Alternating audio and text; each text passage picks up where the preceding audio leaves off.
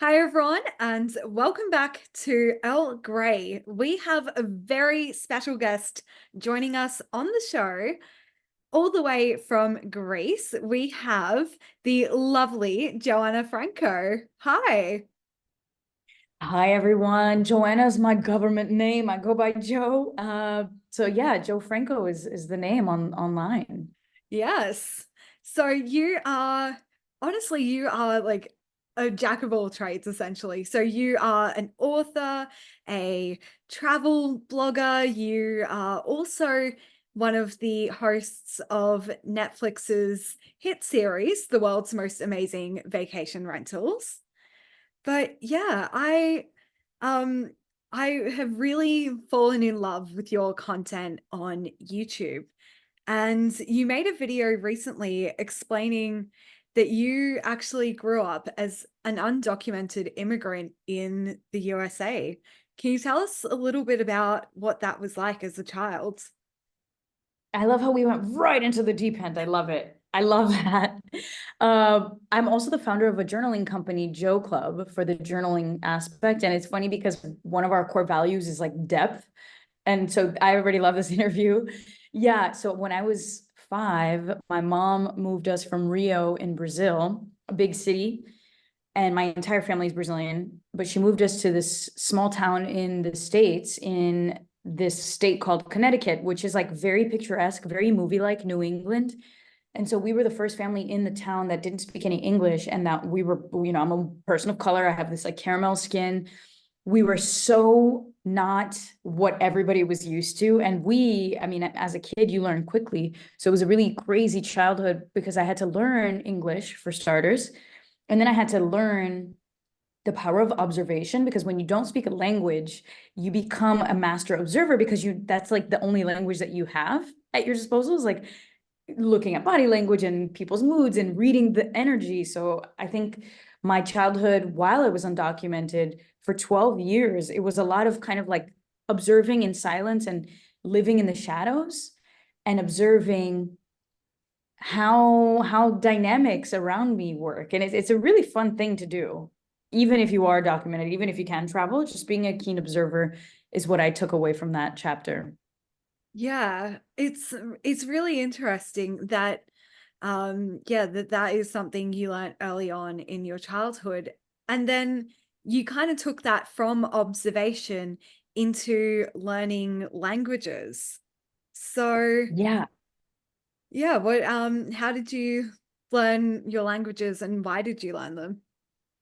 I know we're living in the age of AI where everything can be translated with a click of a button, and like pretty soon we might have chips in our brains that do all of this language learning for us. But I think as a 5-year-old growing up in a town where no one spoke English, I saw so many things that language facilitated. I mean, language is the bread and butter of why we are the species that we are. Literally, it's because we have the power to communicate, and not only to communicate, but to write things down, right? And to remember things from the past and keep history. All of that would not be possible without language. So imagine you're an adult woman, you're 35 years old, you have 3 young kids from 5 until 12, and you move to a country where you don't speak the language and you must get a job immediately. And so the closest thing you could find to like a stable job is being a nanny and a housekeeper. You put your kids in school, and everybody all of a sudden is completely stripped of their language skills. That was my life and my mom's life. My mom was the 35-year-old woman. And as a kid growing up with your parent unable to speak the language, you have to grow up really quickly because you learn in school. And so you're translating legal documents now for your grown-up parents, and you're telling them what to sign, when to sign, where to sign it. And that's a tremendous amount of power and responsibility as a kid. And so I started thinking as a kid, like, well, if I can learn languages, help my family, help myself, and then help other people, imagine what I could do if I speak 2 languages, 3 languages, 4 languages, 5 languages. And the passion for language learning started from that early. It was like around 12, I got to choose Spanish or French. And I could already understand Spanish because my first language was Portuguese. So I chose French, and I fell in love with French. It's painful, grammar, verbs, all of it is terrible. But like, I don't know, it was also a lesson in grit and like persistence, because language learning, much like learning an instrument or any kind of skill, it requires a tremendous amount of time. And I like that. I like that it was like you can work on it and you feel like you suck until one day, all of a sudden, you could speak this language, right? And so here I am in Greece. I'm hosting 2 journaling retreats here back to back. And I've come to Greece enough times to, even before I came to Greece, I started learning Greek, but now I do things in Greek. And, the property owner loves me. She's like, oh, korichimu, like, my girl, you're back. And it's these amazing lifelong connections that I've forged through language learning. So right now I speak Portuguese, obviously, and English fluently. Greek is like beginner intermediate, let's say, intermediate in Greek. Dutch, I'm also learning because my boyfriend is Belgian. Sorry, I hate to interrupt, but your internet just lagged. Can you just go from the start of the languages? Because it Yeah. started going very slow and then all of a sudden it's super fast, like trying to replay in like double speed. Yeah, no worries. So right now, today, I speak Portuguese and English as basically like fluent native languages, but I also speak French fluently, Spanish fluently, Italian fluently. And I've actually hosted shows and series in those languages, which is hilarious. And then I speak intermediate Greek, read and write, and Dutch. My Dutch is actually just now getting to the level where I can watch shows and speak to people with like, I don't need subtitles anymore. And my Egyptian Arabic took a back seat because I started learning Greek. But now I'm in Greece and I'm like, oh, I still have this language in my brain. It's really cool. Yeah, it's absolutely amazing that you can build so many connections through learning languages. And I can't wait to hear more of that in part 2 of this interview. Hi, everyone, and welcome back to Earl Grey. We are joined by Jo Franco, who is coming to us from Greece, where she is hosting a journaling retreat as part of Jo Club. So, can you tell us Yeah. a little bit about what Jo Club is and how it got started? Yeah. So my journey, it's very entrepreneurial. I have so many passions that it was very hard to find a job that encompassed all of them. So just for a backstory before we get to Jo Club, I went to college, I studied international business and a minor in sociology. And in college, I went to school in the US, we call it college, university.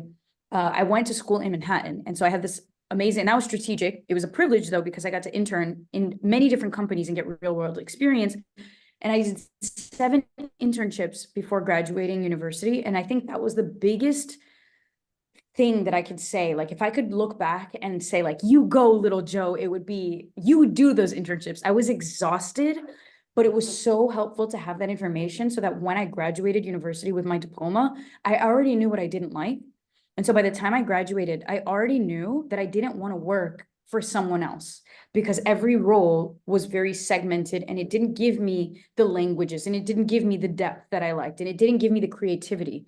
I would always find a role that fit one thing, but not everything. And so after I graduated, I worked for maybe the first year out of college at a travel management company, which is a fancy word of saying a travel agency for corporations.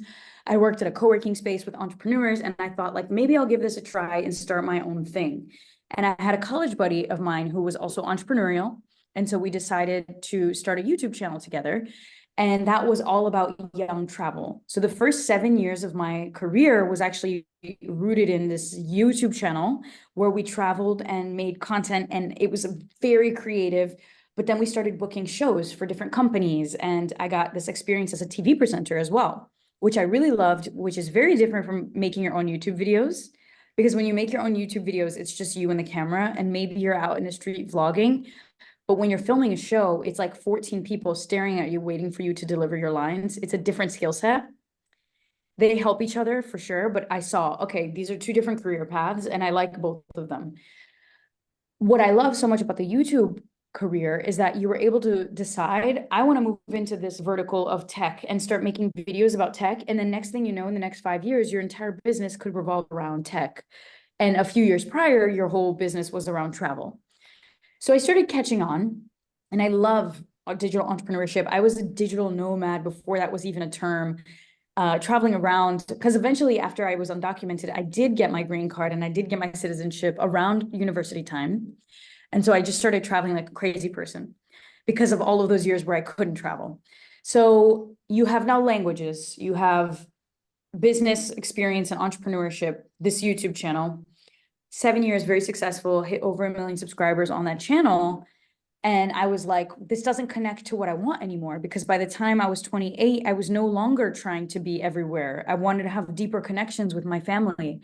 I wanted to start traveling less, or to places that I really loved, and not, I didn't want to be told where to go, when to go, and what to say when I got there. So I was like, okay, what have I always loved?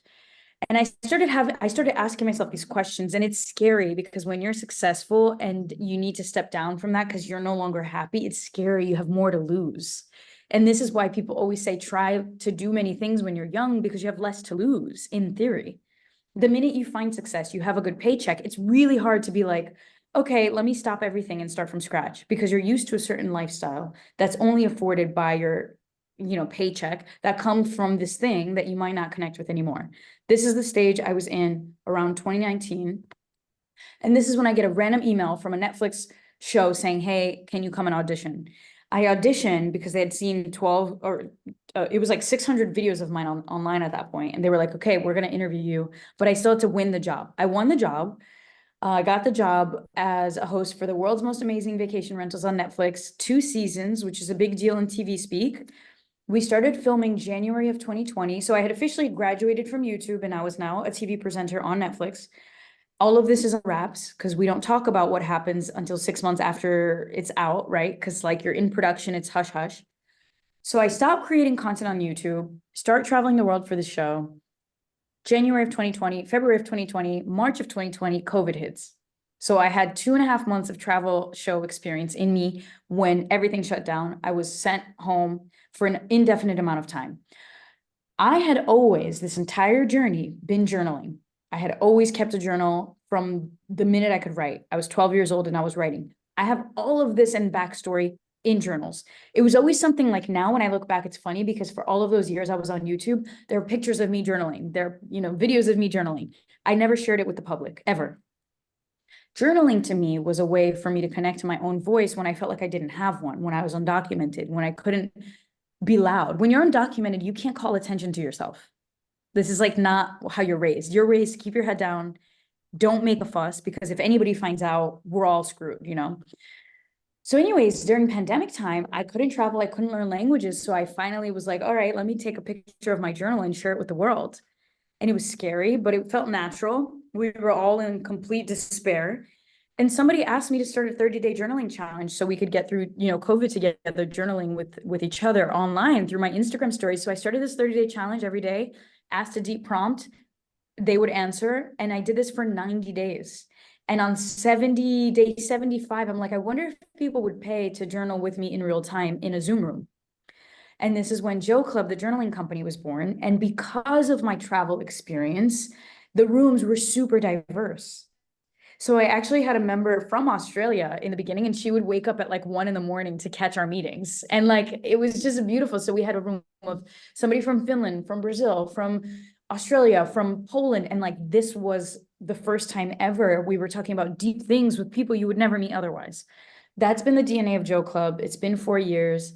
I now launched Jo Club for language learning. So using journaling as a tool and method to learn a language and like connect deeply with the language. And today, here I am in Greece on a Greek island running my 5th retreat. And we journal for the week. Today is all about transformation. Actually, the retreat starts tomorrow. And then I'm doing a career and calling retreat using journaling and reflection to map out business ideas. So everything is coming together in a way only I could have created. And this is why when I was in university, I couldn't find a job that would scratch all of my itches, for lack of a better analogy. Yeah, it's amazing how you've combined all of your different interests into Jo Club and also Jo Club Fluent. It's amazing to see how so I've been a fan of you since that first YouTube channel that you mentioned, and it's amazing to kind of be on the other end of that screen watching you evolve and transform over the years. It's been crazy. How do you see it on your side? Like, what do you see? Because, when you live in your world, you only see what you see.